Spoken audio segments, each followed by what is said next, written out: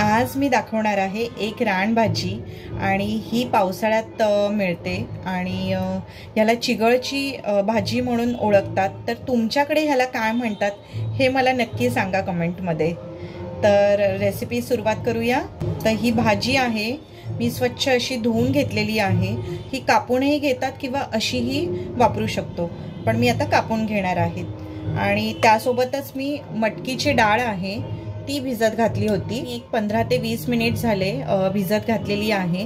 तर किमान अर्धा तास ही भिजू द्यावी आणि अशा प्रकारे आपण ही डाळ या भाजीमध्ये घालू शकतो किंवा स्किप केली तरी चालेल, पण या डाळीने या भाजीला फारच छान चव येते, त्यामुळे आवर्जून घाला। तर मी ही बाजूला ठेवते आणि आता भाजी कापून घेते। भाजी ही स्वच्छ धुवून घ्यायची, कारण की ह्याच्यामध्ये माती असण्याची जास्त शक्यता आहे, त्यामुळे 2 ते 3 पाण्याने मी अशी स्वच्छ अशी धुवून घेतलेली आहे। तर मी आता बारीक कापून घेते। कोणी कोणी अशीही वापरतात, पण मी बारीक कापून घेते।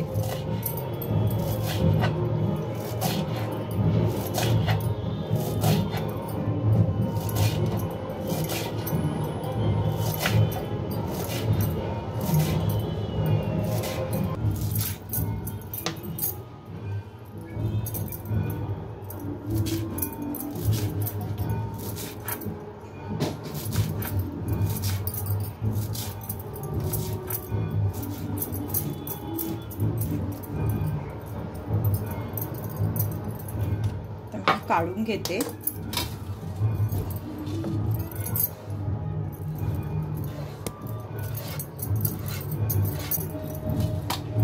आणि मी आता सोबतच कांदा कापणार आहे।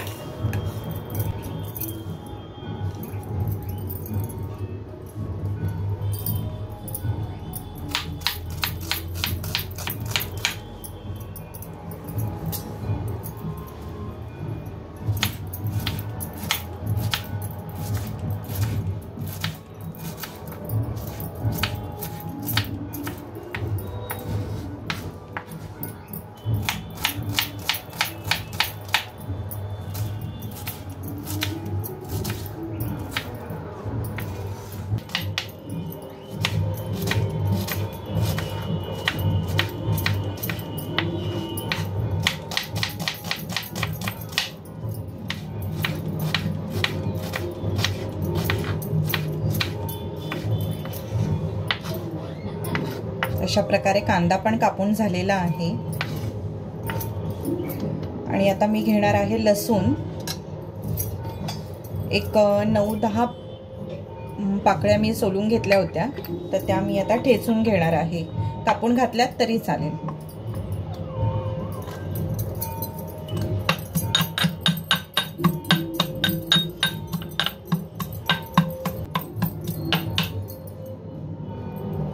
तर आता आपला लसूण पण ठेचून झालेला आहे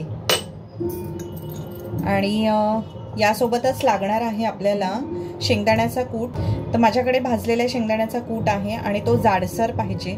थोडेसे शेंगदाणे आपल्याला क्रंची असे लागले पाहिजे या भाजीमध्ये।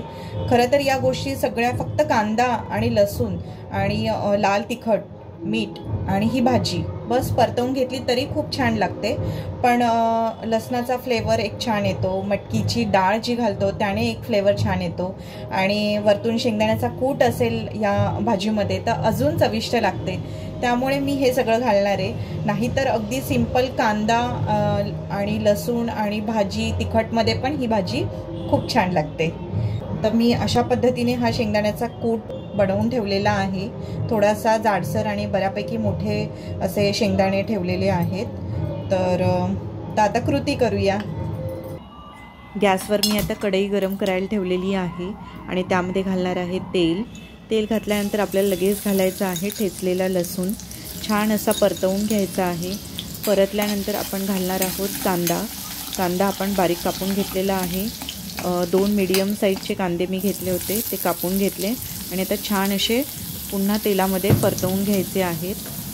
परतवल्यानंतर त्याचा एक लालसर तपकिरी रंग येईपर्यंत आपल्याला हे छान असं भाजून घ्यायचं आहे। आणि मग आता घालणार आहोत आपण भाजी। चिगळची भाजी आपण कापून ठेवली होती आणि ती आता आपण घालणार आहोत। संपूर्ण अशी घातल्यानंतर त्यामध्ये आपल्याला घालायचे आहेत मसाले। तर मसाले आपण आपल्या आवडीनुसार तिखट वगैरे घालू शकता। तर इथे मी माझ्याकडे घरी बनवलेलं लाल तिखट आहे आणि थोडी कलरची लाल तिखट होती तर ती घातलेली आहे। नंतर घातलेलं आहे मीठ आणि भिजत घातलेली मटकीची डाळ ही घालणार आहे। इथे मटकीची डाळ खूप छान लागते त्यामुळे नक्की घाला तुम्ही। मी जसं आधी सांगितल्याप्रमाणे मटकीची डाळ घाला आणि छान असं मिक्स करून घ्या। एक 5 ते 7 मिनिटांसाठी आपल्याला ही भाजी वाफवून घ्यायची आहे बंद झाकण करून। आणि त्यातली डाळ आपल्याला शिजली की नाही ते पाहायची आहे, कारण की डाळ शिजली का ही भाजी लगेच शिजून जाते आणि भाजी शिजायला अजिबात असा वेळ लागत नाही। 7 ते 10 मिनिटांमध्ये ही भाजी तयार होते। आता सगळ्यात शेवटी घालणार आहे शेंगदाण्याचा कूट आणि शेंगदाण्याचा कूट घालून एक मिनिटासाठी छान असं मिक्स करून घ्यायचं आहे आणि गॅस बंद करायचा आहे। तर अशा प्रकारे आपली ही भाजी तयार आहे। ही भाकरीसोबत अतिशय छान लागते त्यामुळे मी आता ही भाकरीसोबत पण सर्व करणार आहे, ते पण दाखवते। नक्की ट्राय करून पहा। तुमच्याकडे ही भाजी मिळते का आणि जर मिळत आहे तर ह्याला काय म्हणतात, ही कशी करतात हे सुद्धा मला सजेशन्समध्ये तुम्ही कमेंटमध्ये सांगू शकता। आणि अशाच माझ्या केकच्या आणि कुकिंगच्या रेसिपीज जर तुम्हाला पाहायच्या असेल तर चॅनेलला सबस्क्राईब केलं नसेल तर नक्की करा, कारण की तुमचं एक सबस्क्रिप्शन आणि तुमचं एक लाईक हे मला मोटिवेट करत असतं। त्यामुळे मला जर सबस्क्राईब आणि माझ्या व्हिडिओजला लाईक केलं असेल तर अगदी मनापासून थँक्यू। भाजी तयार आहे आणि भाकरीही तयार आहे। तर असं मस्तपैकी आजचं जेवण आहे। तुम्हाला ही भाजी कशी वाटली हे कमेंटमध्ये नक्की सांगा। थँक्यू।